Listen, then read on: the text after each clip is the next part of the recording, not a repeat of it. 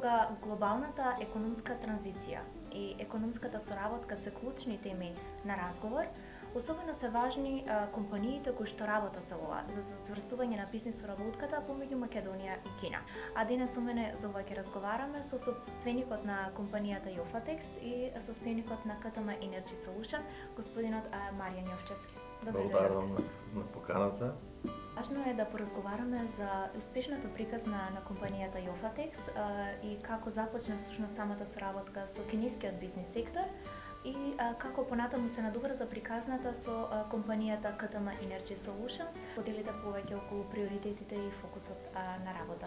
Првично за Jofatex, потоа и за Energy Solutions. Да, со Jofatex започнува многу рано да работи со Кина, негде во 2003 година, пред 25 години, и започнува кога беше една друга Кина, практично неразвиена, многу различна од тоа што е денес. Меѓутоа сега со годините Кина се развива со некои, да кажам, галопирачки чекори. Негде 2020 година по пандемијата, негде за време на пандемијата, се појави енергетска криза и ми дојде некоја идеја за практично развивање и да се вклучам во бизнисот со енергетика. И ја формиравме со уште двајца партнери, КТМ Energy Solution, и изградивме во рок од 5 години околу 120 мегавата централи, инсталирана моќност. Практично Jofatex е главниот спој помеѓу бизнисот. Прво текстил, па после имаме нешто и градежништво се бавиме, а покасно и КТМ Energy Solution како успешна приказна имплементираше централи, а сега се движиме во правецот како таа електрична енергија да ја трансформираме, односно да ја складираме. Значи, најбитно во моментов е да најдеме начин како да ја складираме, односно да ја трансформираме и во иднина да можеме таа енергија да ја користиме подоцна кога е потребна. А како краен продукт, кој што е најбитен во светот во моментов, мораме да некако планираме да таа енергија ја складираме на подолгорочен план, односно да може подолго време да таа трае. А тоа е единствениот начин да ја трансформираме во зелен хидроген. Зелен хидроген значи од водата практично правиме хидролиза и од хидролизата го одвојуваме кислородот од водородот и водородот е најсериозното гориво кое што е зелено, кое е 100% незагадувачко и може да се користи за било каква индустрија, вклучувајќи во автомобилската индустрија, односно во автомобили кои што се движат преку fuel cells, таа се трансформира во батерија и од батеријата се движи автомобил. Како што веќе споменавте, веќе 23 години бележите значителна успешна соработка со кинескиот пазар, па од вашето искуство што би можеле да споделите, што можат македонските компании да научат за бизнисот од Кина и што би можело да се имплементира овде за да напредува нашата држава и исто и економијата?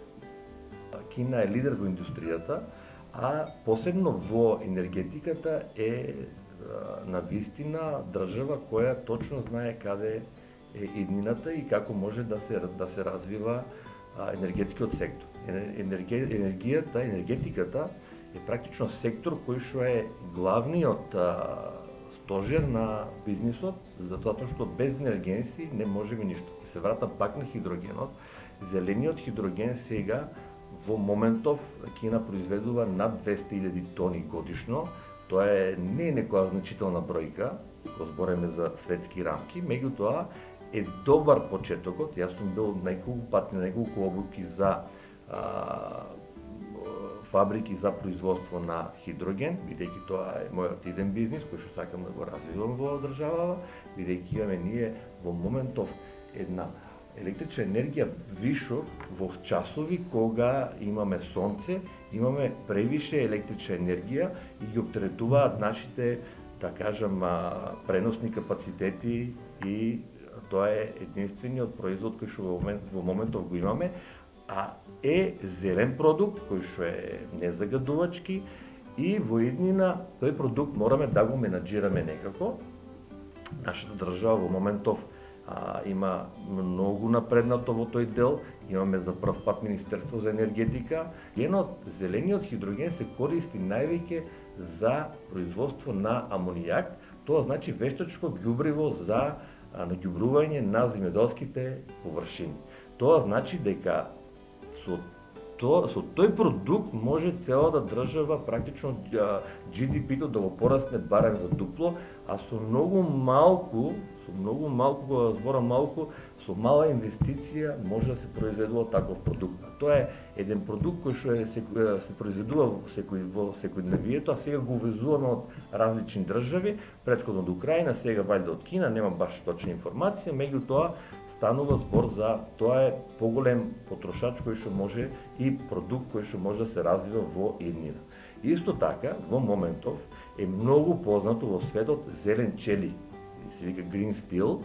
Има скандинавските држави преферираат да градат куќи од зелен челик. Што значи зелен челик? Зелен челик е кога се произведува од зелена енергија, тој челик, значи топилниците во Кина има топилници кои што произведуваат челик од зелена енергија, односно хидроген, произведуваат хидроген, а покасно тој хидроген го топи железото и произведува зелен челик. И тоа е дефинитивно иднината на светот, односно ние можеме тука многу да предонесеме затоа што таква енергија ние имаме во моментов вишок. Значи државата се соочува со огромни вишоци. Часовите помеѓу 10 часот сабајле и 17 часот попладне, практично цената ни е нула, значи немаме цена никаква, бидејќи имаме вишок на електрична енергија. Тоа значи што таа електрична енергија ни мораме да ја некако менаџираме во иднина. А сега се соочуваме со проблем, ги исклучуваме централите кога имаме најголемо производство. И таа енергија или треба да ја складираме во батерии, кои што се углавном кинески производи и мораме да ги имплементираме. Вашите претходни интервјуа имате споменато дека смитате дека Македонија има капацитет и потенцијал целосно да се преиначи на зелената енергија, па што сметате вие според вашето визионерство, иако веќе споменавте нели државата ја нуди оваа поддршка, ги поддржува бизнис компаниите, колку ова е возможно и како треба да продолжи соработката помеѓу бизнис секторот и државата? Во Кина е многу битно што секој пат општественото е пред приватниот сектор. Значи многу битно е во Кина, кај нас малку таа свест заостанува и тоа е најбитната работа да можеме во иднина, затоа што стопанството во рок од овие 30 години добро напредна. Меѓутоа, свеста на граѓаните во Македонија мораме да ја покачиме на нивото на свеста на кинеските граѓани. Тоа значи што секој пат општественото е пред приватното. Мораме малку да го тоа сменеме, што е мајндсетот на нашиот народ. Односно, ние имаме единствен проблем во моментот во државата, тоа е одлагање на сметот. А Кина е лидер во бизнисот со одлагање на сметот. Меѓутоа не може еден човек или една фирма или еден град тоа да го направи. Мораме сите да се заложиме за да можеме да добиеме еден производ, а тоа е енергија од смет.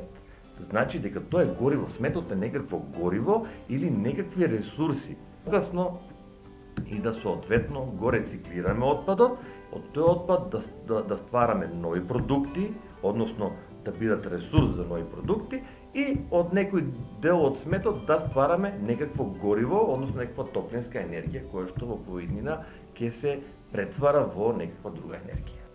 Допревме до различни теми во однос на производството на самата електрична зелена енергија, па ми останува да прашам кои се можеби вашите идни планови за компанијата KTM Energy Solution и како гледате на развивањето и зацрстувањето на оваа соработка со бизнис секторот од Кина? KTM Energy Solution ќе се фокусира во складирање, односно имплементација на складишни капацитети за електрична енергија, тоа батерии кои што се литиумски, контейнер батерии со голем капацитет, например 5 мегават часови, еден контейнер, и би продолжила во автомобилската индустрија да се развива, односно мене лично, ако ме прашате, ја имам желба да ние конечно во Македонија отвориме една асемблинг фабрика за автомобили. Бидејќи ние имаме превише производство на делови за автомобили, меѓутоа на крајот немаме автомобил, немаме додадена вредност на тоа се. А додадената вредност е само ако имаме готов производ.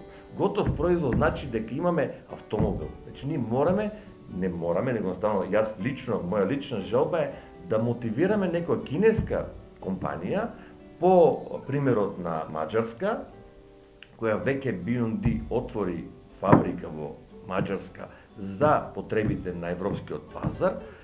Јас би се фокусирал тука да донесеме некоја кинеска компанија која би можела да склопува електрични автомобили во Македонија и тоа да биде електричен македонски автомобил кој што од македонски производ.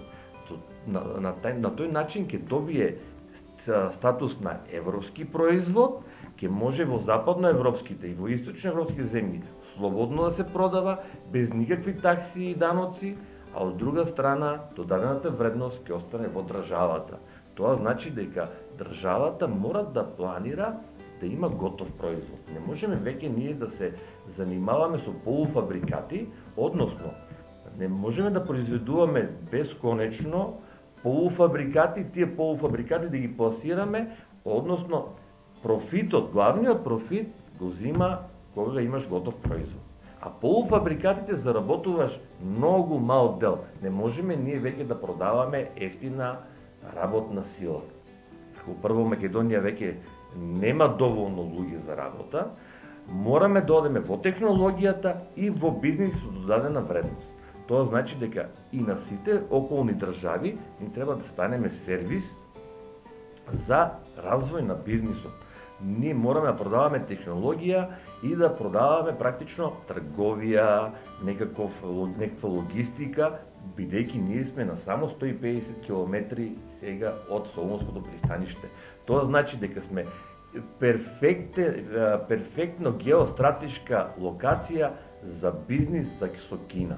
Бидејќи ние сме мала држава, ние не можеме да развиваме голем бизнис, меѓутоа логистика на соседни држави можеме да дадеме перфектно. Всушност, го следите трендот на кинескиот пазар и како овие идеи и начини на производство на електрична енергија треба да се имплементираат во Македонија.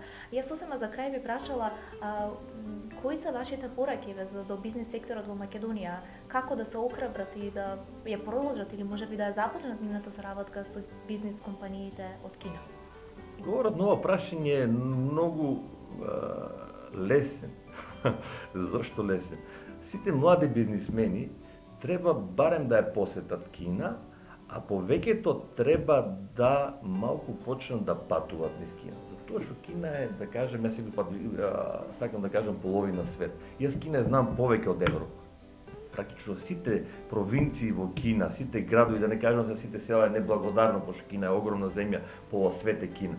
Меѓутоа во Кина има стварно можности како да научиме бизнис, како да спроведеме да имплементираме некои работи што се кај нас многу тешки.